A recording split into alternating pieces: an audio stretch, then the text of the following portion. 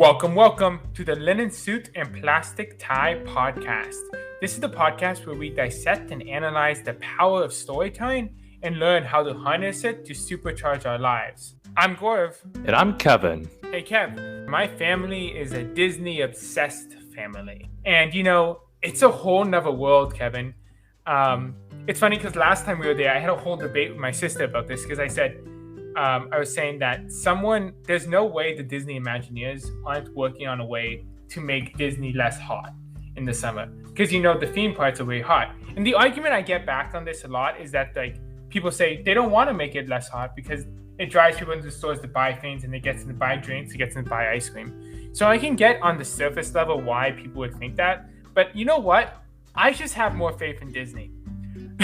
I think they want to make it the happiest place on earth. And I think they're going to forego that initial revenue to make the parks a better experience by creating some kind of misting system or something to make it more enjoyable. Because I think that whole idea of kind of capitalizing on pain points to sell something instead of solving pain points is a very old school way of thinking. And I think Disney spends so much time trying to one-up themselves that I believe that that's not how they think. And you know what? Honestly, I might just have too much faith in this Utopia of Disney. Yeah, and speaking of Utopia, today we are talking to a storyteller that has talked a lot about it in the podcast she's hosting called Nice Try. Today we are talking to Avery Trufelman. She has already worked on a lot of great and award-winning podcasts, including 99% Invisible, Articles of Interest, and The Cut. So today we are going to talk a lot with Avery about the art of podcasting itself. Just going to be a great conversation. So Avery, can you tell us a little bit about yourself? What is your story? Oh man, what's my story? Well, my story, it's cheesy, but my story starts at my birth because my parents both worked at WNYC, like the New York Public Radio station, and that's actually where they met. And I just think that's a really important part of my life and my story, not only because my parents are awesome, I love my parents, but it's also because they just loved working at WNYC, and they both worked there for over a decade.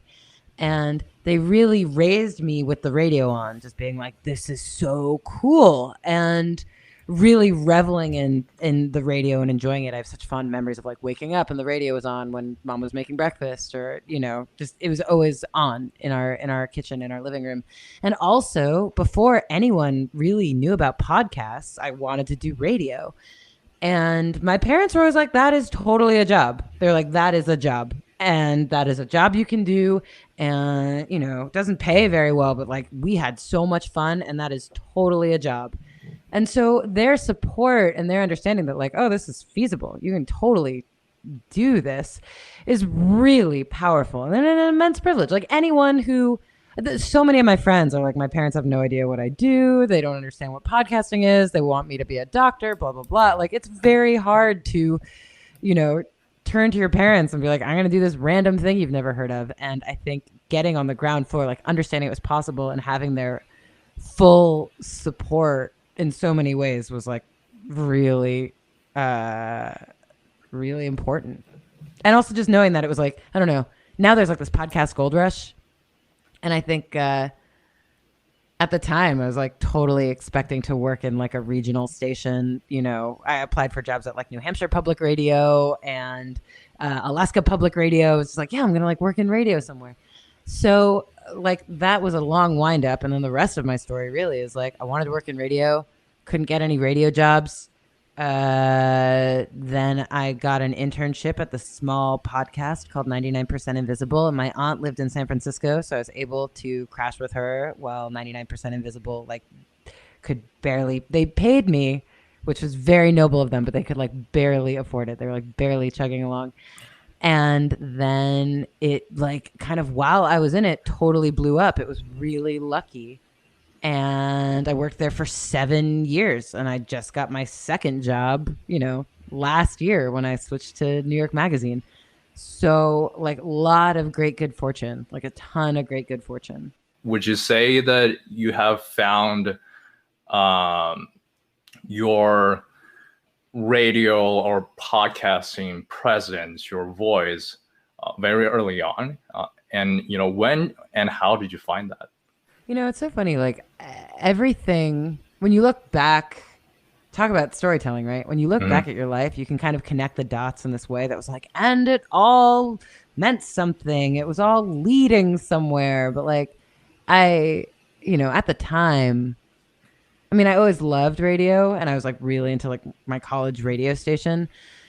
But I think I distinctly remember sort of latching onto it because I was like, well, I don't know what else. Just kind of grasping at straws, being like, well, this. It didn't feel like destiny or anything.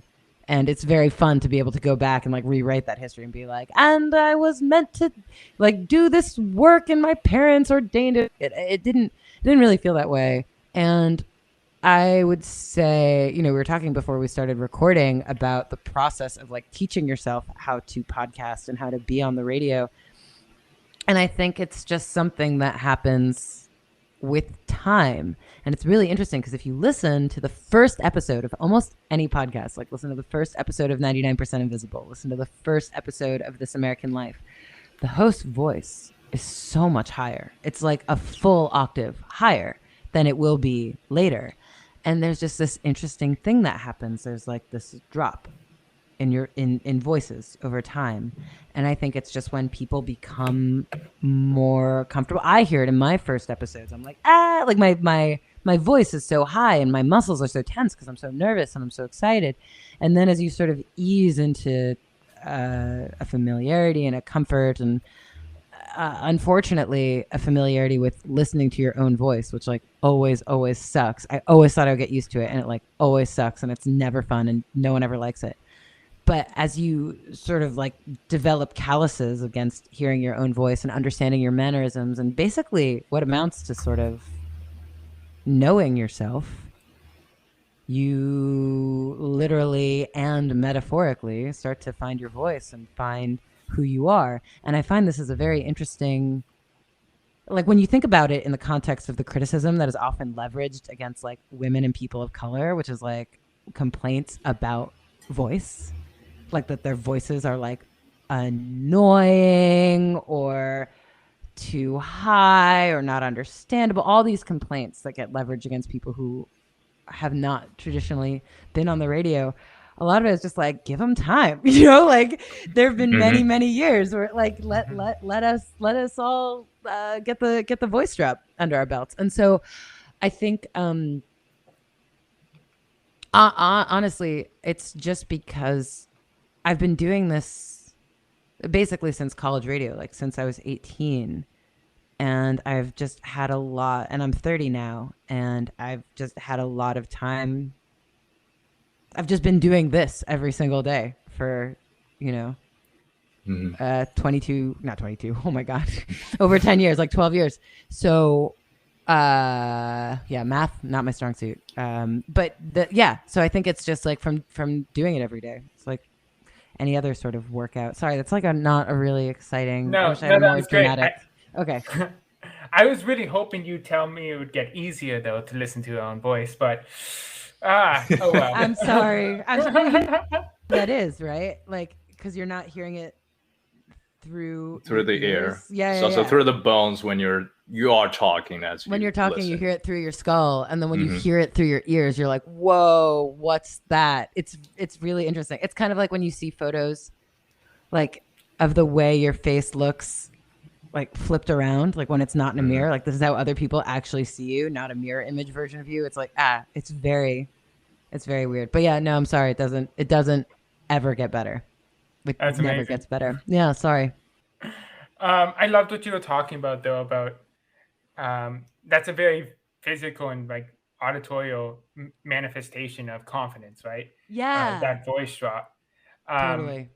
And I think from my experience, Kevin and I have been talking a lot about how we've changed, not as like interviewers, but interviewees, because before our podcasting, we were graduating college and we were interviewing at a lot of different places, and I was a terrible interviewer. Like, I had no confidence whatsoever.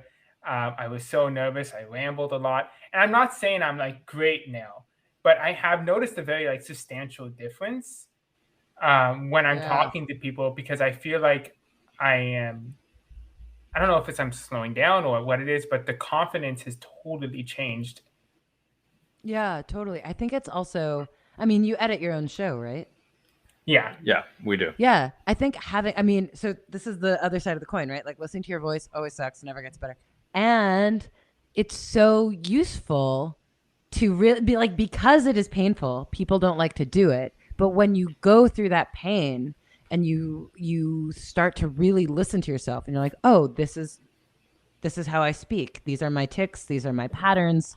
And you sort of get a handle on yourself in this really interesting way that not a lot of other people take the time to do. I mean, I would never choose to do it. Again, it sucks.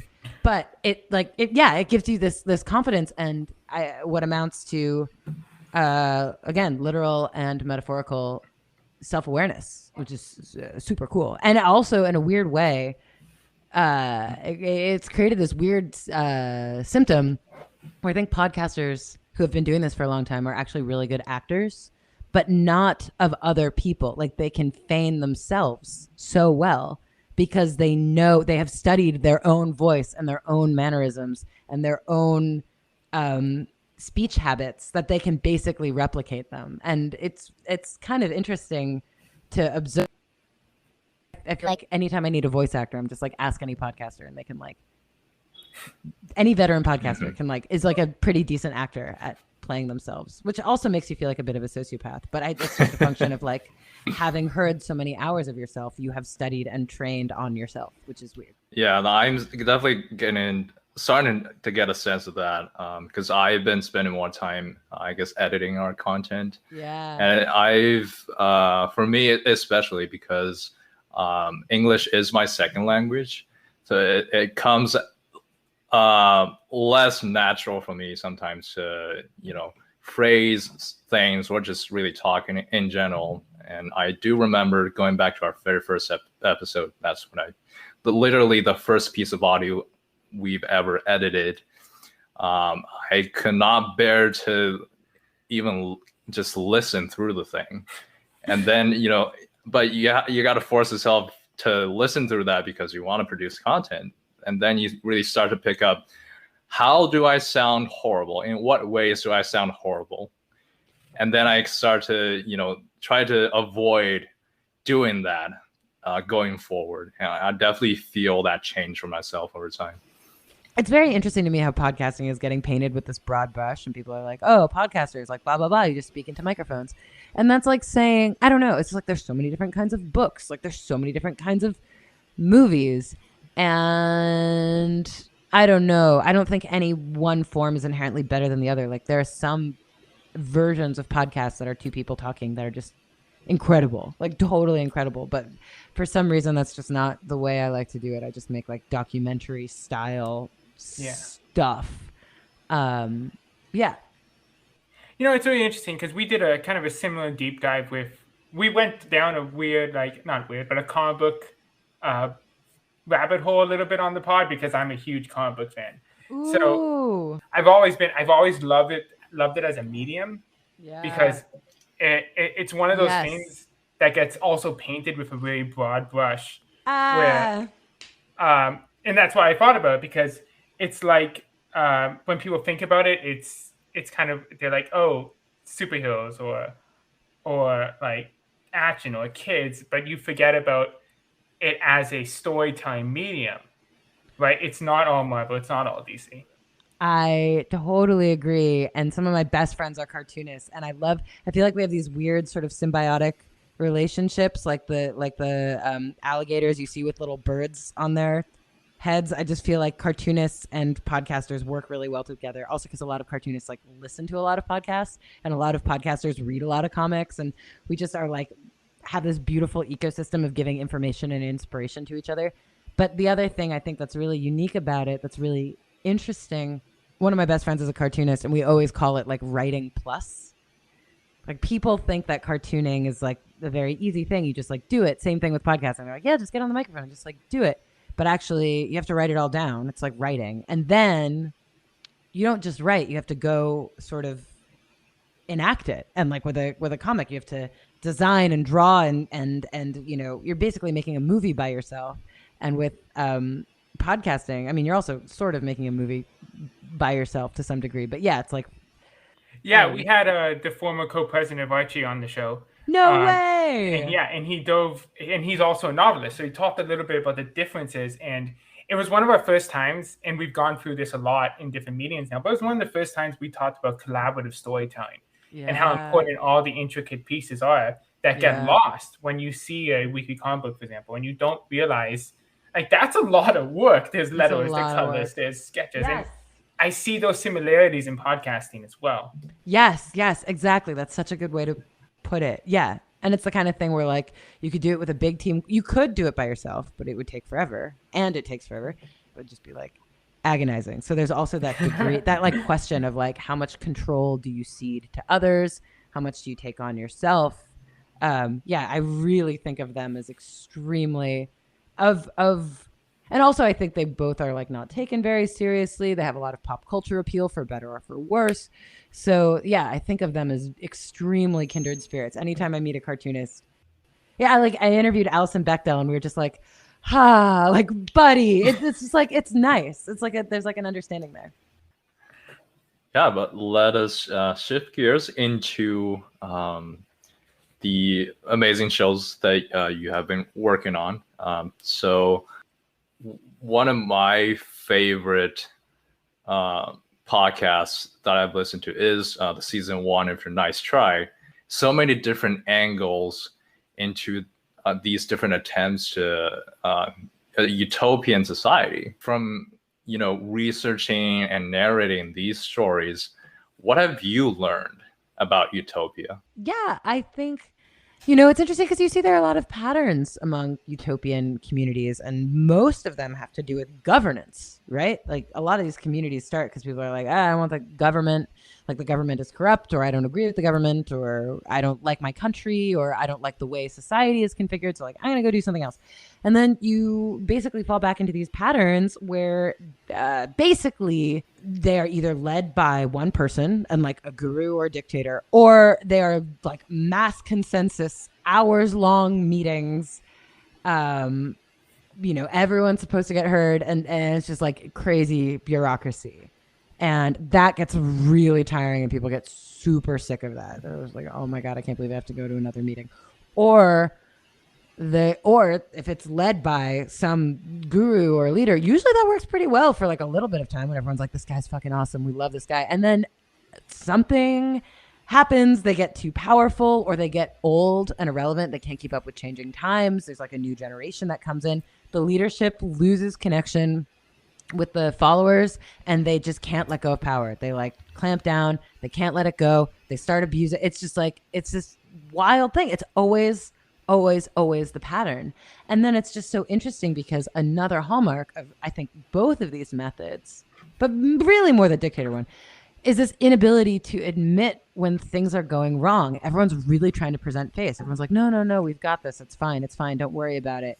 And it just leads to like a bigger explosion later when people don't address the problems. And so it's kind of sweet when people go into these utopian experiments being like, this will be like nothing that's ever happened before, and we're going to build an entire new world.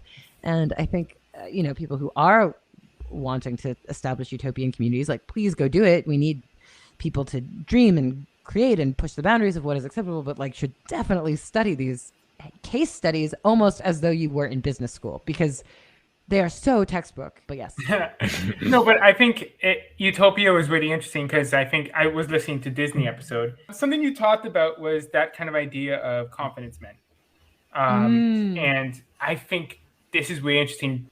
These are inherently really good storytellers. These are people who can bring you in, set a narrative, create a story with you, and then create kind of these utopias or cults or Disney around that story. And I think it's really fascinating when we talk about like Walt Disney, who created the storytelling company, And at this core, with these parks, with these movies, he was a storyteller. Yeah. No, I think about this all the time. Unfortunately, it's like very embarrassing to quote Yuval Harari, but he did bring up this very interesting point that he was talking about, that we look back at, say, whatever, the Egyptians, who are like, we built this temple, like Ra built this temple. This temple was built by Ra, or we built it for Ra. And we're like, ha, these idiots. Like, you know, they thought Ra made this temple. But then we go ahead and we're like, you know, we being like contemporary humanity writ large will be like, you know, Dubai built this, or like New York built that piece of infrastructure, or, you know, Cuomo built that. And like, obviously he didn't do it. Like workers did it. Like lots of different people cohered together to make things happen. But the thing that unites everyone, the powerful motivating force, is the story that we are like building Dubai, or building Taipei 101, or building New York's infrastructure, or that like Cuomo is, you know, well, not Cuomo anymore, but like some leader is making this happen. And that's like the mechanism we use to make sense of the world, to be like, yeah, that to help make things make sense. And there's tremendous power in that to motivate people to build a building, or get behind a building, or visit a building, or like visit a city, you know, in the name of some greater good, in the name of like our nationhood. Like that's a story that people tell. I mean, like this is part of Harari's point. He was like, having opposable thumbs isn't what made us human. What made us human was being able to work with large groups of people. And how could you get large people together towards a common cause? You give them a story. It's like a binding force, and it's a motivating force. And like ultimately, it's like part of what created. I was like, in its most charitable light, it's like that's what makes us human. And in its like weirdest, you know, perhaps less charitable light, it's like that's the origins of the industrial revolution and capitalism, and like the end of the barter economy and the start of the cash economy. Was like these myths that tie us all together. So like weirdly, yeah, there's an insane amount of power in being a storyteller. And what I love about Utopia and listening to your pod, you hear about some of the people who took it into more of a negative direction through con men and whatnot. But obviously, so many people have taken it in a positive direction. So it's like any power, it can be used for good or evil. And we just want to learn how to use it. Yeah. To wrap up every one of our episode, we have the segment called Suspenders. It works like this. We ask you a random fun question that is unrelated to anything. Okay. And you can give us any random fun answer you feel like. All right. I love this. This is fun. Question of the day is, if you lost all of your possession but one, what would you want that possession to be? The one you get to not lose. All of my possessions. It sounds so stupid, but like I feel so naked without my watch. Like if I'm not wearing a watch, I'm like, haha, where am I? And yeah, I have a very sentimental, and I don't own like a lot of watches. I just have this one watch, and I just like if I'm not wearing it, I'm so lost. It's like first thing I do when I wake up. Oh, that's awesome. You're an analog, old school, wearing a watch person. There's not many of you left. And it's funny. I feel like when I see watch people out in the world, I'm like, hey, hello. I don't know. It just like keeps me, keeps my day regulated, keeps my life regulated. I'm like looking at it constantly, and every time I'm like, oh, I'd probably be looking at my phone. I don't know. I get very nervous about punctuality. I think being punctual. Lately, I've been quite bad at it, which makes me very embarrassed. But I think punctuality is like super important and an act of love. And so I'm always just like checking my watch as I run around and end up late to things. Yeah, that's a great answer. What's yours? Oh, Kevin, go first then. Let's see. I'm not gonna say my phone. You can say your phone. It's an amazing I'm gonna tool. say my phone. It's I am like gonna a say my god phone. tool. Yeah. Anything. from payment to whatever to register an account, I will have to need my phone. Yeah. Well, actually, okay, I'll counter this because when I did a study abroad program in Germany, and the ticket had like the 24-hour clock on it instead of the 12-hour clock, which I didn't realize. I was an idiot, and so thought, what was it? I got the numbers confused, and basically I thought I was arriving 2 hours early for my flight because, again, I like to be punctual. But by accident, I was arriving like just in time for my flight. I like checked in, and they were like, "Oh, your flight is leaving now. You have got to go." And I remember I was like, "Oh my God, I'm going to Germany for a year." And I like kissed my parents goodbye and I like ran through the airport. It was like, fuck. And like running through customs, like, not customs, running through security. Like, I'm so sorry. And then my bag did not come with me on the plane because I was so late at the last minute. And I was also an idiot, and I packed my computer in my bag. And this was before, like, I didn't have a smartphone then. I just had, I didn't have anything. Basically, I arrived in Germany and I had nothing. They like showed me to the dorms. I didn't even have a book to read. Like, I had nothing. I remember I just fell into the deepest depression. I just like cried. But the one thing, I didn't have a change of clothes. I had to like go to an H&M and like buy a shirt. And it was like this for kind of a long time, like 4 days. It's like a long time to not have anything. But the one thing I did have was my watch. And that was my lifeline, because the only connection I had to the outside world is someone would be like, okay, meet us out front at 5. And I would be like, okay, this is like when I could have a life. Like I could meet up with other people and do other things that was all facilitated, in an empty room with literally nothing else. My watch was like my key to the world and like a bridge until I was able to get everything else again. So sure, you can't function your whole life with only a watch, but it really is like a remarkable piece of technology when you put it that way. I love that we tied it back. Well, thank you so much for joining us. We went down so many exciting rabbit holes and we learned so much, so we really appreciate it. Thank you for letting me ramble, and thank you for your really interesting questions. I really appreciate it. That was really fun.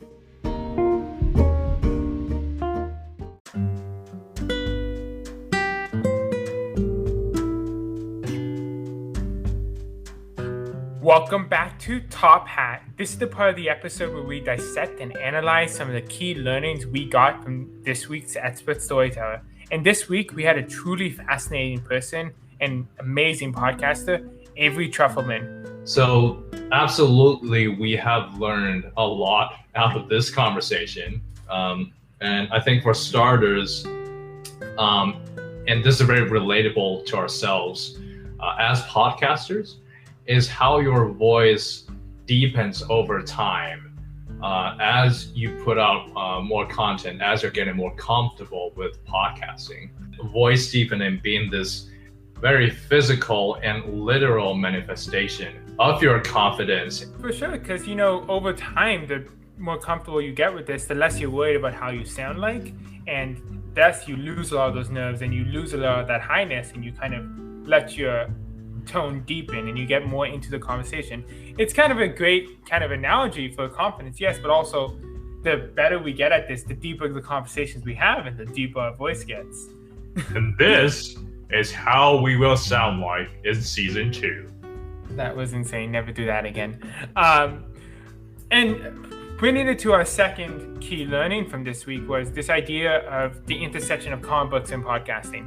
Because Kev, you know how much I love comic books, and because of that, we've had so many amazing comic book guests. Something that comic books and podcasting have similar and connected is that they're both such intricate and collaborative forms of storytelling that kind of get written off a little bit. For example, with comic books, people kind of relate them to kids and superheroes and forget that it's a medium and forget about all the people that are involved in one book, the colorist, the inker, the writer. And the similar with podcasting, where people are like, oh, they're just recording themselves talking. And they're both mediums. And that means you can go into so many weird and different routes with them. They're not just one thing, and they're such intricate and rich forms of storytelling that often get written off. So we are so grateful to have Avery Trufelman on our show, as someone who has worked on many great podcasts that we definitely enjoy, that many people enjoy, to talk to us about all these things. So this has been another episode of the Linen Suit and Plastic Tie podcast. See you guys later. Thanks for listening. Make sure to go follow us on various social media platforms at LSPT Pod. Oh, and leave us a review because apparently that's helpful.